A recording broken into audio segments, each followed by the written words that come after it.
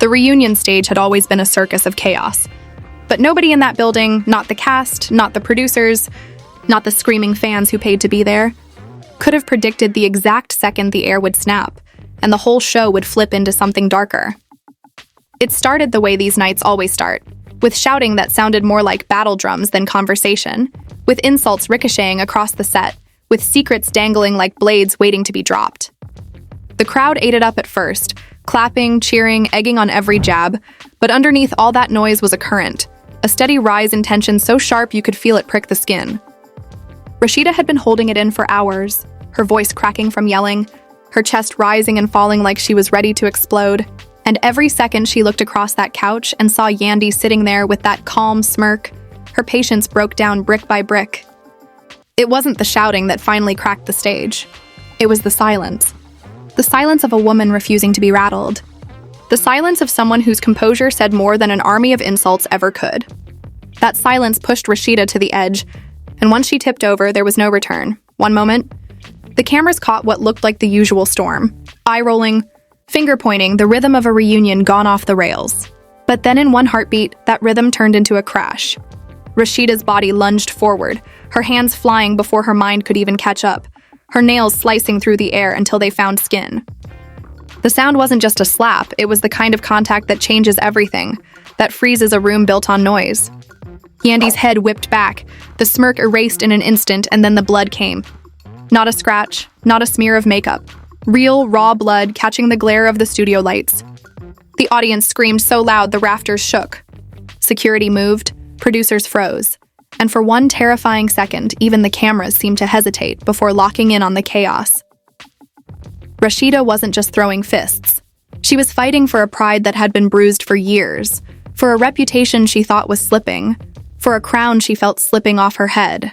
She screamed with a voice that didn't sound like words anymore, only primal rage. "She had it coming!"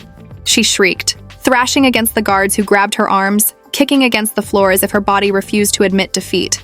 Across from her, Yandy clutched her face with trembling hands, her composure breaking, her breath shallow, her eyes blinking too slow. Fans in the front rows covered their mouths, some crying, some pulling out their phones to record, none of them believing what they were seeing. This wasn't entertainment anymore. This wasn't messy TV. This was assault, raw and uncut, and the world was watching it live. The stage that once felt like a playground of drama became a crime scene. Carly Red, who normally thrived on stirring chaos, could only gasp, her hand shaking as she whispered, "This is too much." Erica Mena, fiery and fearless on any other day, turned to producers with tears burning in her eyes, screaming, "Shut this down! She's hurt. Can't you see she's hurt?" But the cameras didn't shut down. They zoomed closer. They caught every drop of blood, every tremor in Yandy's body, every desperate thrash from Rasheeda. Reality TV doesn't know when to stop. It only knows when it's winning. And for the producers, the sight of blood was nothing but a jackpot. Sirens wailed in the distance before anyone had time to make a choice. Someone backstage had already called for help, and the flashing red and blue lights bled into the night outside the studio, drowning out the noise of fans still screaming at the gates. Paramedics rushed in with stretchers, their presence only feeding the spectacle. Still, the cameras kept rolling. They followed as medics bent over Yandy, whispering to her, checking her pulse, lifting her trembling body onto a stretcher. She whispered, I'm fine. But her voice betrayed her. Her lips quivered, her hands shook so badly she couldn't even wipe her own blood away. Fans watching livestream leaks on social media panicked, hashtags exploding across platforms before she was even wheeled out. Within minutes, Pray for Yandy was trending worldwide. The clip of her shaking body replayed in slow motion across TikTok edits, Instagram reels, and Twitter threads. Meanwhile, Rasheeda was being dragged backward, her voice still carrying like fire through the chaos. She's faking. Don't let her fool y'all. She not even hurt. But the words sounded hollow in that moment. Nobody cared about her defense. The image was already burned into the minds of millions. The swollen face of Yandy, the stretcher, the sirens. Rasheeda's screams were drowned out by the sound of the audience chanting, Yandy! Yandy! As if the crowd itself had chosen sides. Backstage turned into another battlefield. Scrappy paced the floor, his voice heavy with shock as he muttered, This too far. This ain't no show no more. This went way too far. Erica Mina, still live on Instagram, let her tears stream as she shouted to thousands of viewers. They let it go too far. They let her bleed for ratings. This ain't entertainment. This is real life. Her words detonated online, fans flooding the comments with anger toward the network, echoing her cries with hashtags calling out exploitation. Even Carly, who had built a career on thriving in scandal, looked pale as she told a producer, "This could kill the whole show." But the producers didn't see death. They saw life. Rebirth, scandal so big it could carry headlines across the world. Outside the gates, fans screamed into the night, their voices rising as paramedics pushed Yandy's stretcher into the ambulance. Phones flashed like fireworks, capturing her swollen face, her trembling hands, the moment the doors slammed shut. By the time the sirens carried her away, the reunion was no longer a reunion. It had become a war, a story too big for any stage to contain. Inside the ambulance, whispers spread from the medics themselves. One claimed that Yandy kept repeating just one sentence under her breath: "Respect lasts longer than ratings." That sentence, whether true or rumor, spread like gospel in hours. Fans turned it into captions, tattoos, TikTok edits set to music.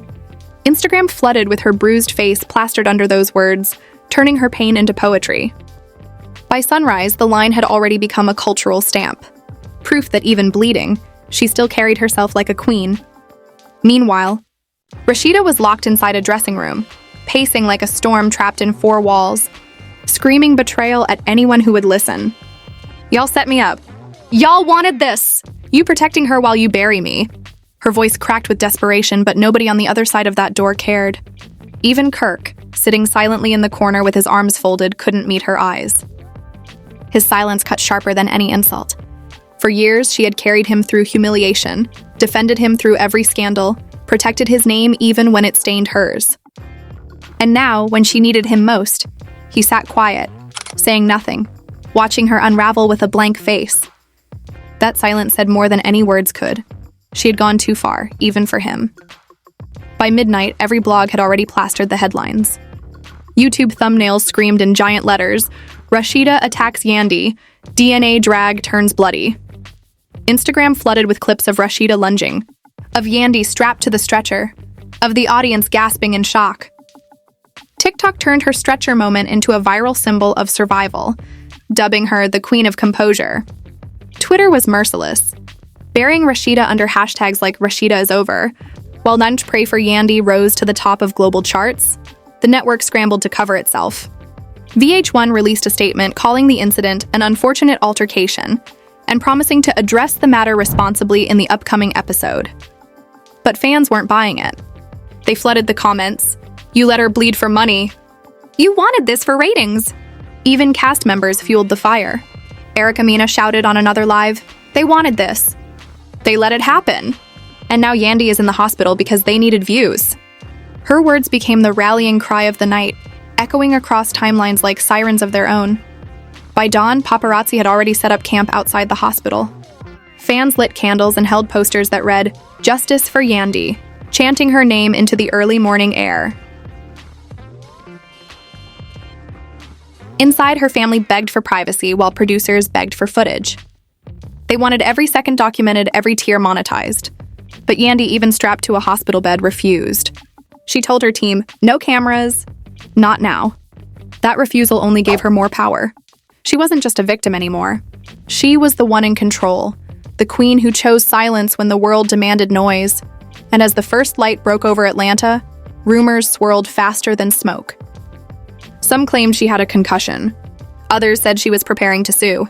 Whispers spread that VH1 was planning to suspend Rasheeda indefinitely.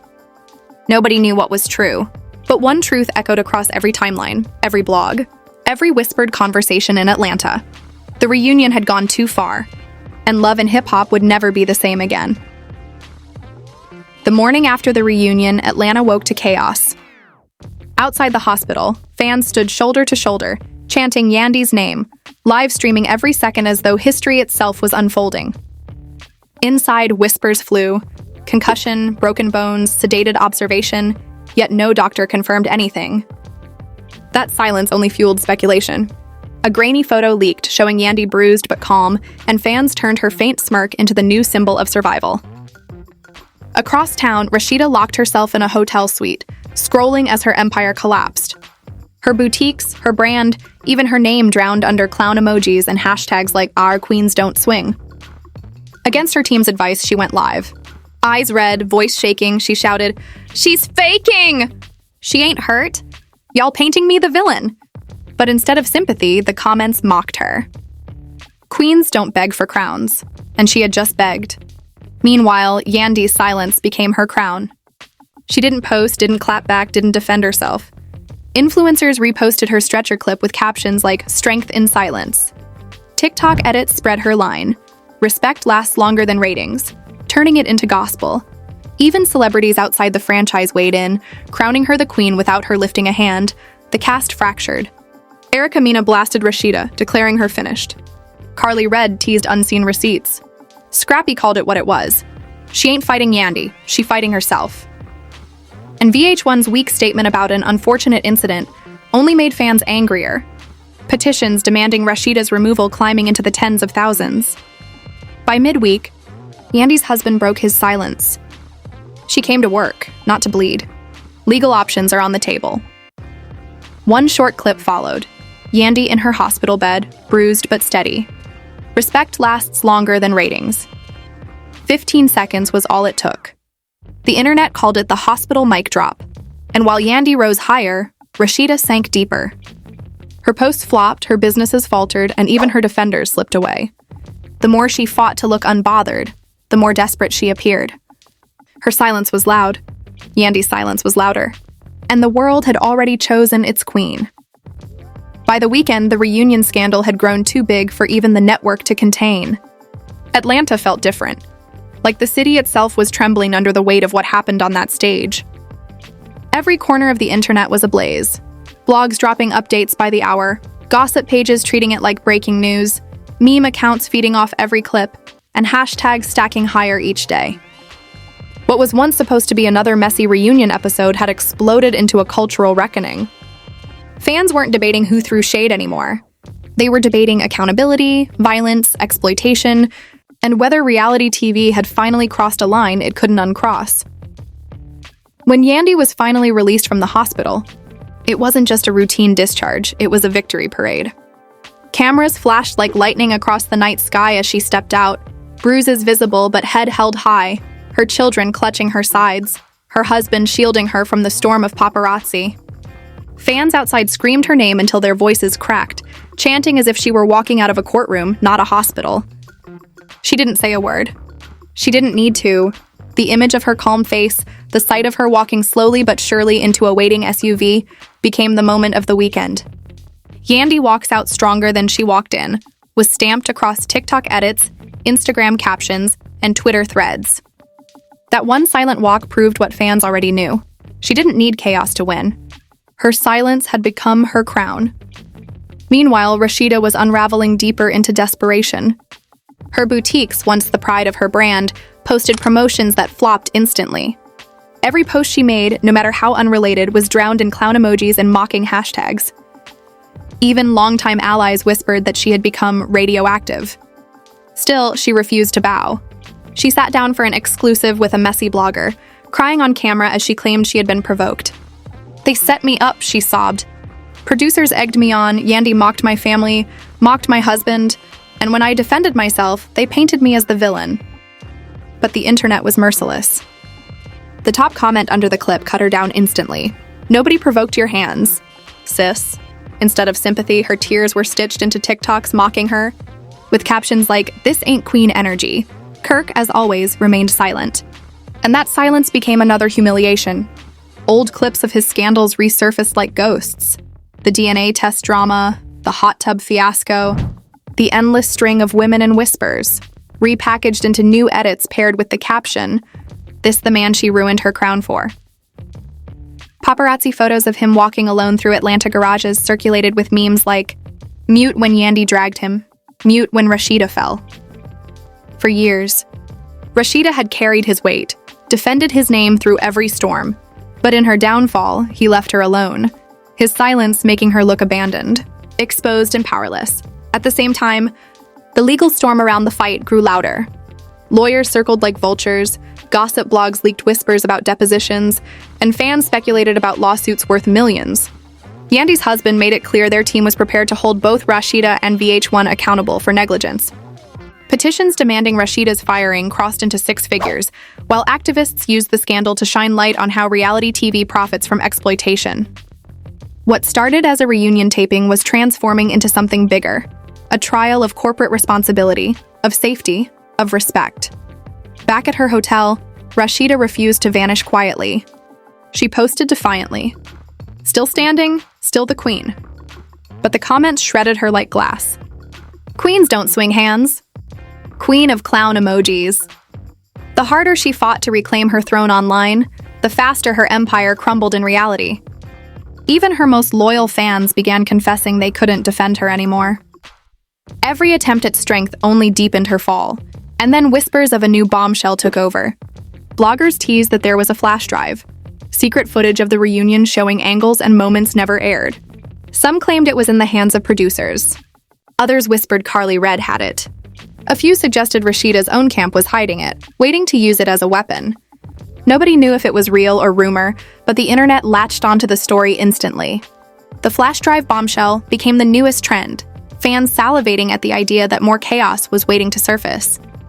As the season wrapped, cameras caught two haunting images that would define the fallout. One was Rasheeda walking alone into the Atlanta night, sunglasses covering swollen eyes, her phone pressed to her ear as she muttered, "This ain't the end. They'll see. I'll burn it all down before I let them bury me." The other was Yandy, sitting quietly at home, her children curled beside her, her phone buzzing with endless notifications, the world chanting her name. She didn't post. She didn't need to. The crown had already been placed on her head by the people, forged not in ratings but in respect.